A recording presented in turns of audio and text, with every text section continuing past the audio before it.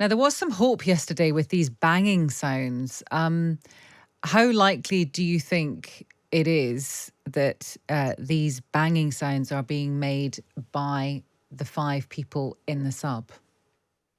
I mean, that is one theory of many, and we can't be too definitive of what's causing it. And the ocean obviously is quite noisy. Plenty of vessels around, more now obviously around the area. So they did say at the time they're not sure what was causing it. They're a bit like these sono buoys that are hearing these noises, a little bit like sensitive microphones.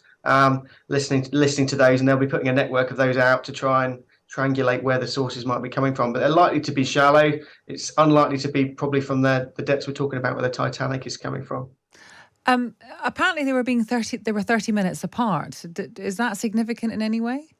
Well, if you imagine surface or submarine propellers are continuous, so that sort of time frame sounds a bit man-made, but it could be due to some intermittent fault from something else. So we can't be too definitive. I think there is a reading the articles. There is a retired French diver on board, so he will be aware of what to do and giving a sort of a time between sounds would suggest it would be man-made, but this is all speculation, as I mentioned. Well, absolutely. What is the kind of the detail that has I don't want to say interested because that sounds a bit ghoulish, but this has been something that has captivated many people. But what is the detail that you have been most interested in about this whole story?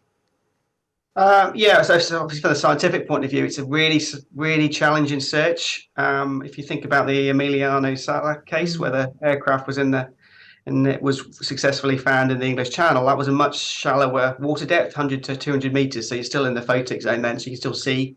And in fact, once they looked at the tide information and when the plane went down, its last position, it was a really successful search. The search area is pretty much bang on where they found it. This one, you've got the three challenges of that massive water depth and of course the pressure at the bottom.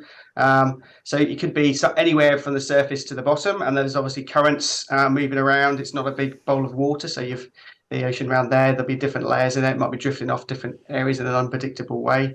And if it is on the bottom, it's not a flat ocean floor. It's quite rugged, more rugged on the ocean floor than it is above sea level. So it might be in a submarine canyon, for example, quite hard to find, or it might be in the debris field of the Titanic itself, and trying to find a small submarine of a big van size compared to the rest of the Titanic debris would be really challenging. So that's a sort of interest for me. Um, but obviously, there are many theories about what has happened, what might happen. What is your feeling about what may have happened?